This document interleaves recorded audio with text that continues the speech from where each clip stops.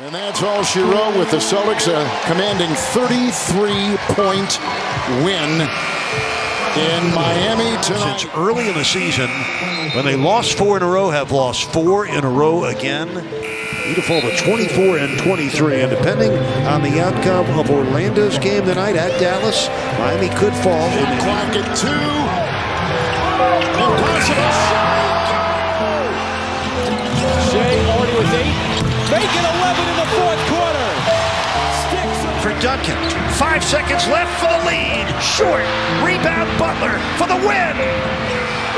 And the Heat lose to the Wizards, 110 to 108. What the is wrong with the Miami Heat?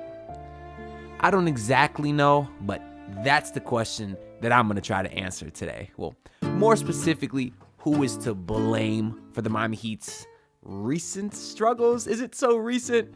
I don't exactly know. Just for a little bit of context, I'm recording this a couple hours after the Miami Heat got embarrassed on their home floor by the Washington Wizards. I just made a post-game reaction video to that. Make sure to go check it out. I wasn't necessarily angry because at this point, I'm not surprised because we've seen the same thing all season. It's starting to look exactly like we saw last year. So my question is, who exactly is to blame?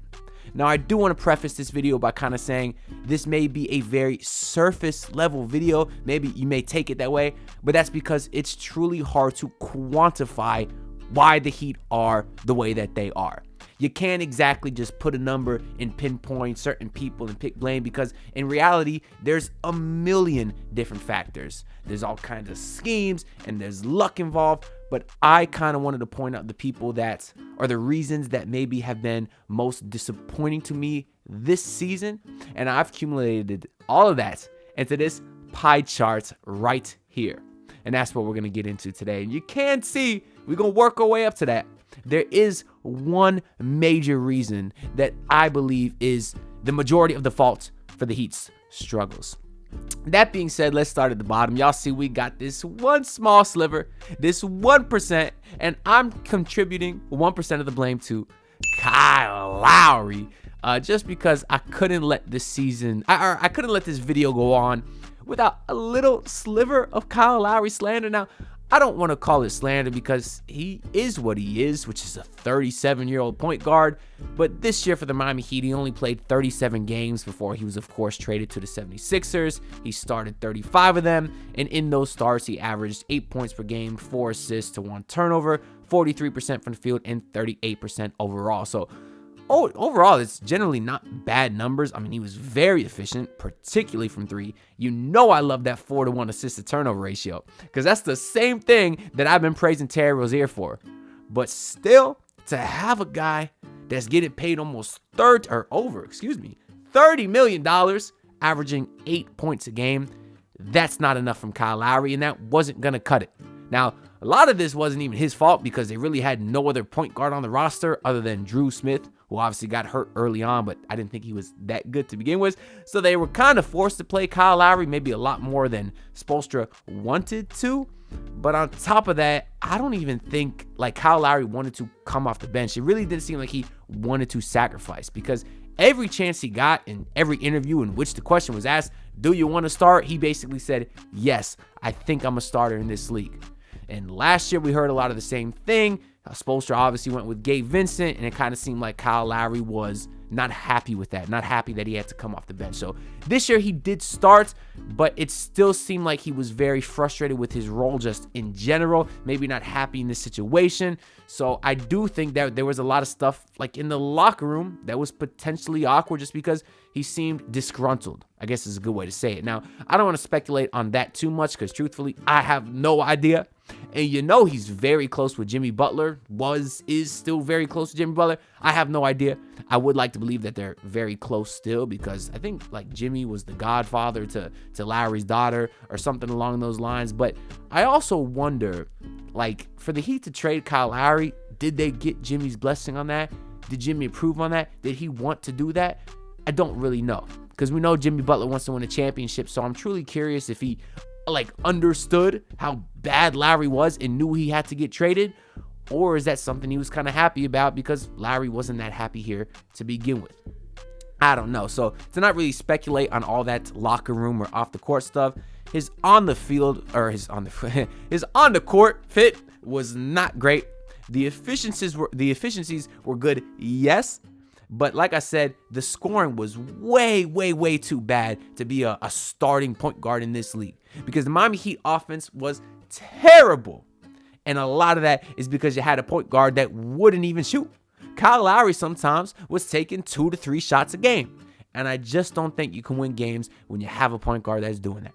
And on top of that, defensively, the dude is terrible. And again, he's 37 years old and he's slow. What do you expect? But he was getting torched on the defensive side of the ball. And that's why overall, I'm not even sure if he was a top 20 point guard in the league. I'm really not. Now, all of this being said, I only got him at 1% because I think they got a lot of other bigger issues. And obviously, Lowry hasn't been here for the last few weeks, and the Heat are still struggling. Lowry's actually having a pretty nice start for Philly, though, by the way. He's putting up relatively the same numbers, but on a little bit better efficiency. But that being said, I don't miss him. Like, he wasn't a starting, or he isn't a starting quality point guard in this league anymore. And for that reason, I think they struggled a lot with him. But we see now they are struggling a ton without him. So moving on to the next little sliver here, we got Bam Adebayo. Now, I gave Bam Adebayo 5% of the blame, which is not a lot. Keep that in mind. I am criticizing these guys, but look at the relative percentages. So don't come out here calling me a hater. Majority of this recent bad play or just lackluster season overall is not on Bam Adebayo. He's averaging 20 points a game, 10 rebounds, 4 assists, 51% from the field. But I put some blame on him because, once again, we are seeing some regression in the second half of the season. This is the same thing that we saw last year. This season, Bam Adebayo, after the All-Star break, which is only 8 games, so keep that in mind. That's also part of the reason that I'm not giving Bam as high percentage of the blame, because it's still a small sample size of bad Bam Adebayo. But he's averaging 18 points per game, 8 rebounds, and 50%. So a little bit worse efficiency and only 2 points per game less and 2 rebounds less. So the numbers don't look drastically worse. But if you're watching Bam Adebayo, he does not look the same out there. Particularly this last week when he played against the Mavericks and the Oklahoma City Thunder. He can't rebound no more. He can't finish at the rim no more. He can't find his footing on no more. He has been terrible. And against the Wizards, he did at 16-16, but it is the Washington Wizards. He's supposed to, and he did.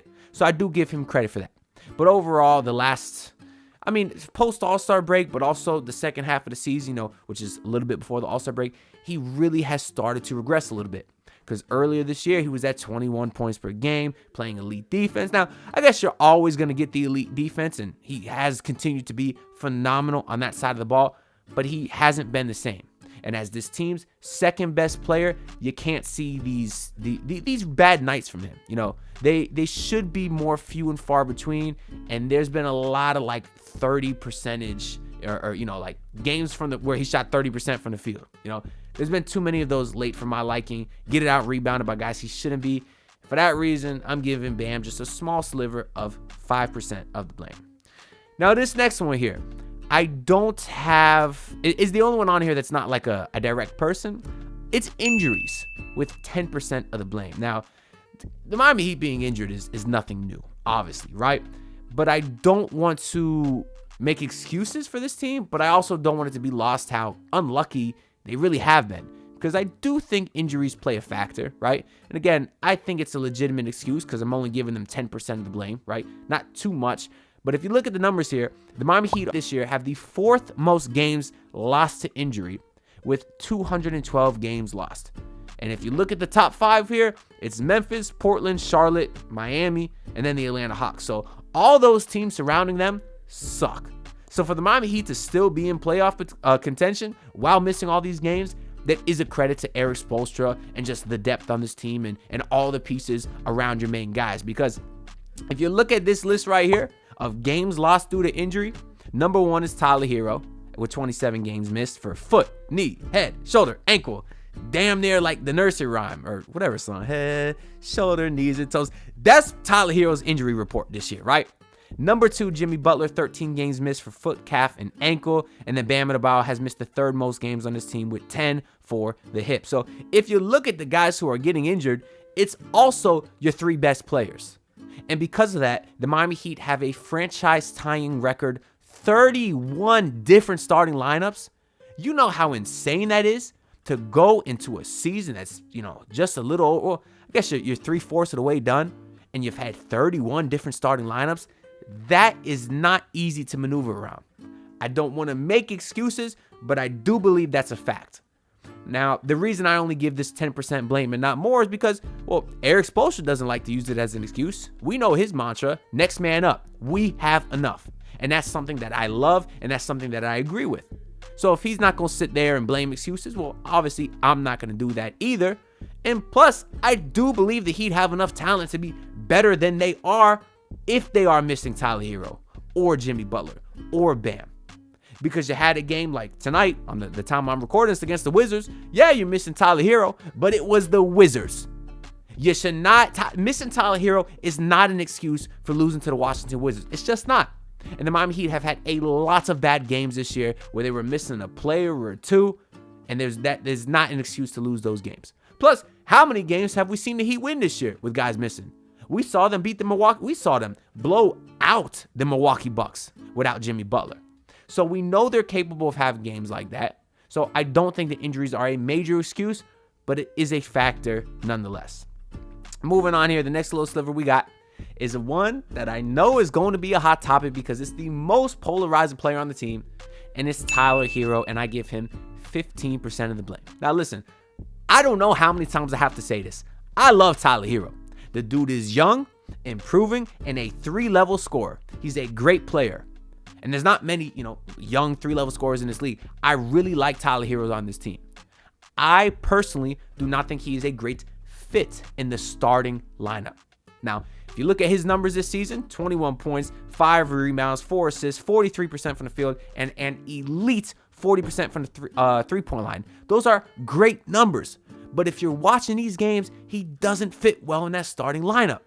And there's all kind of numbers that prove this. I mean, you could go this year and just say the Miami Heat are 19-17 when Hero plays, and they're 35-29 overall. So not that big a difference, but at the very least, you could say that the Heat don't miss him, right? Because when Duncan Robinson starts, they're 18-9 this season. And that's a hell of a lot better than when Tyler Hero starts.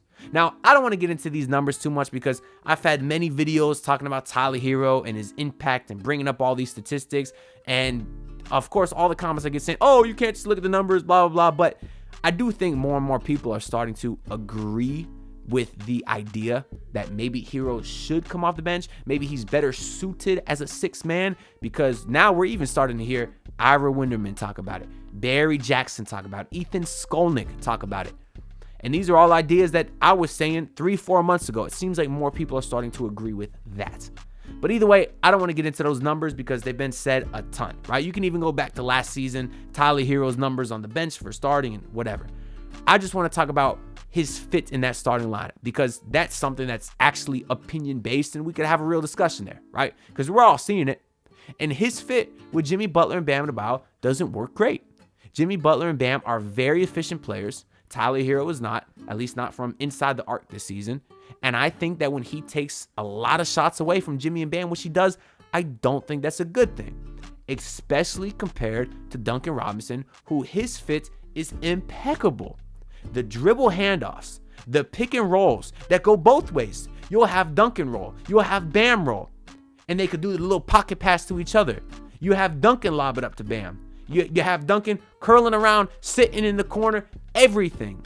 And guys that can drive as good and attack like Jimmy and Bam and find him moving all over the place because Duncan Robinson never stops running, the fit is just great. And now Duncan Robinson doesn't just sit on the 3-point line. He can score inside the arc, beat guys off a dribble. Like we said, throw a little lob pass, find guys back door, find Bam in the dunker spot, find Jimmy cut into the basket. It's just an amazing fit. It truly is. And people may say, oh, we'll start Tyler Hero instead of Terry Rozier. Terry has been hooping of late, shooting-wise and facilitating. And I just can't take that away for Tyler Hero. And again, I'm only giving Tyler Hero 15% of the blame. That's a small fraction in the grand scheme of things. But I don't think his fit in this starting lineup is great. We know he doesn't want to come off the bench. Otherwise, Spoelstra might have tried it by now. And I'm not saying trade Tyler Hero. I'm not saying, he should be out of the rotation. I just think he's better suited as a sixth man. At the very least, you clearly don't need him because they're winning without him.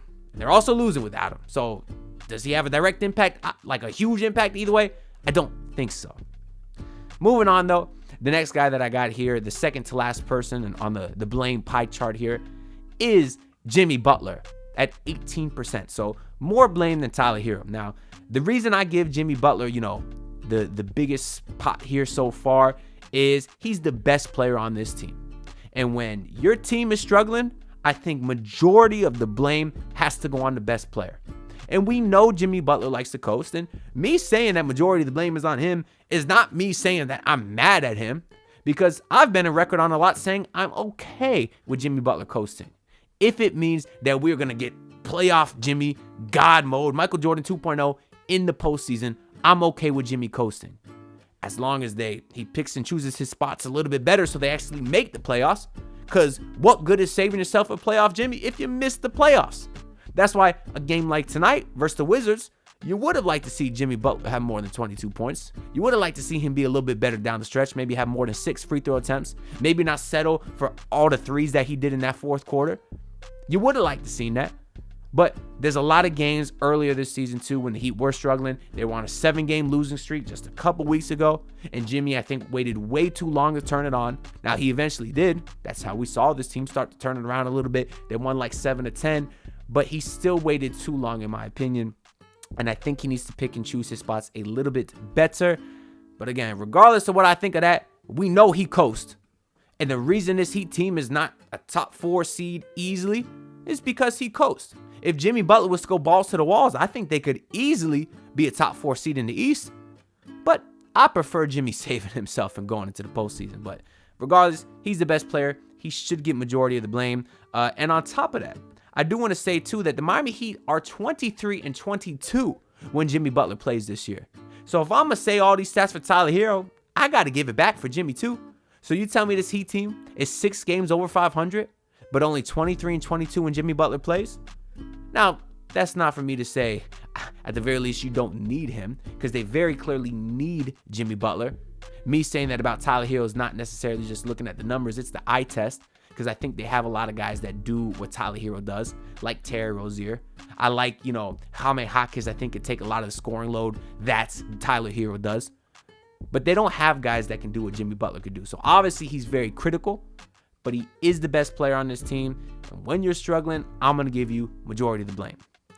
Except for this last large chunk that y'all see right here. At 51% of the blame, I'm giving the Miami Heat struggles this season to the front office, man. Because at the end of the day, they are the people that put this team together. And that includes Pat Riley, and that includes Mickey Yarrison, and that includes Andy Ellisberg, and everyone else that has a say on who to get, who to trade for, who to spend your money on. That is who I put majority of the blame on. Because this Heat team, going into last season, had obvious flaws. And if you remember, they ran it back last season. Almost missed the playoffs, and then made the NBA Finals.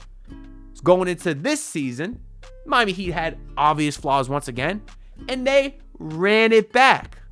And now here we are as the 8th seed, potentially about to miss the playoffs as well. Now, it is a little, I want to just touch on this for a little bit. It's a little confusing on how I feel about the front office as a Heat fan, because if you would have asked me at the end of last regular season, I would have said the front office did a terrible job. We're the 8th seed. We almost missed the playoffs. But then they made the NBA Finals, so hey, maybe this front office does know what they're doing. I can't sit there and be jealous of the Celtics making all these moves and the Bucks making all these moves when we were the last team standing. But I also don't know how fluky a run that was. Is it fluky because the Heat also made the conference finals the year before and the NBA Finals 2 years before that? So it's just for me struggling as a Heat fan. Because at the same time that I say last year's finals run wasn't a fluke, I can't also sit here and say that I feel comfortable as an 8th seed going into the playoffs again, because that's just human nature. You know what I mean? But the reason that I still give the front office most of the blame is because you had obvious flaws that weren't addressed. We knew this Heat team had no size. They did absolutely nothing to get any size except sign a minimum contract Thomas Bryant and a minimum contract with Orlando Robinson. We knew this Heat team after losing out on Gabe Vincent did not have a backup point guard, let alone a starting point guard with Kyle Lowry. And guess how many guards they signed in the offseason? It was none. They went into this season with a starting guard point guard rotation of Kyle Lowry and Drew Smith. Are you kidding me? You cannot win games like that. This Heat team did not have a starting power forward last year. They were starting Caleb Martin, who's like 6'4", who did as good as he could possibly do, but he's 6'4". Then the Miami Heat go into this season with no starting power forward again. We're playing around all season between Caleb Martin and Hayward Highsmith, and now it's Nikola Jovic, who's 20 years old and wasn't even a part of the rotation earlier this season, but now he's our starting point guard, our starting power forward, and we got to rely on him. That's a problem. That's scary. It's tough to win a championship when you're starting a guy who was 20 years old and was even out of your rotation earlier this year. And Jovic has been pretty fine of late, but of course he's very inconsistent because of his age. And the Miami Heat didn't do anything to address that power forward position either. Now, I'm going to give them a little bit of credit because Terry Rozier has been a nice trade so far. It got off to a rocky start, but I really like what he's been of late. He's way better than Kyle Lowry. I like Patty Mills, who's gotten some run over the last couple games. And I also like DeLon Wright, who'll probably be out of the rotation. Patty Mills will probably be out of the rotation too, but I like those guys. And they did make a move to get Terry Rozier. But they still haven't addressed the size issue. We're still sitting here wondering who the long-term power forward is going to be. We don't know. And that's a problem. And when you're a team that has a guy like Jimmy Butler, who very clearly is good enough to lead a team to a championship series, and you didn't make any moves around the edges to get better, that's a problem. The Celtics got close. They went out there, got Drew Holiday, got Kristaps Porzingis. The Bucks got close. They went out there and got Damian Lillard. That's what you do when you're close to winning the championship. You make some moves to put you over the top. And the fact that the Miami Heat front office sat there in the offseason twiddling their thumbs, doing nothing, that was very disappointing to me. I do wonder, though, how much of that Dame Lillard stuff impacts their offseason. We know Dame or maybe even Joe Cronin, the GM of the Blazers, kind of had the Heat in a chokehold where the Heat couldn't make no moves until he sent him over here. And it's possible the Heat had a whole game plan centered around getting Dame. And when that didn't happen, they had to pivot last minute when most of the guys were gone. But still, I don't care why they didn't do nothing. The point is they didn't. They should have known they couldn't get Dame. Or they should have had a better plan B. Because you're trying to win a championship, and Jimmy Butler only has so many years left as this prime player. And it's unfortunate that it seems that they're wasting another season, because I still think this Heat team has a chance to click and turn it around and maybe make another run to the NBA Finals and maybe win it all this time if they don't get matched up with the Nuggets, because I'm not going to count out this team because they've proven to me that I should never count them out. But they should have put a roster around Jimmy Butler that makes me feel a lot better about their chances than the front office did. Anyways, that's really all I got to say for this video. Again, no hate to anyone. It's very hard to quantify this sort of thing. I just want to speak about a few things that I think are wrong with this team. And you can see through my lists, a lot of it is on your top 3 players because I think that's who deserves most of the blame. But let me know what y'all think down below. I'll be reading every single comment, so I'm curious to hear what y'all say. And please do like the video and subscribe because it does greatly help me out a lot. The Miami Heat do play the Denver Nuggets next and then the Detroit Pistons for 2 games in a row after that. So this could all either go very bad or very good, but we'll see what happens. And I'll talk to y'all then. Peace out. Look, pull up in your city, tryna get that dead face. Do it on my own, I don't need no dead weight. Had to kill him off, yeah, I need a head space. You know this homegrown bitch don't offend me.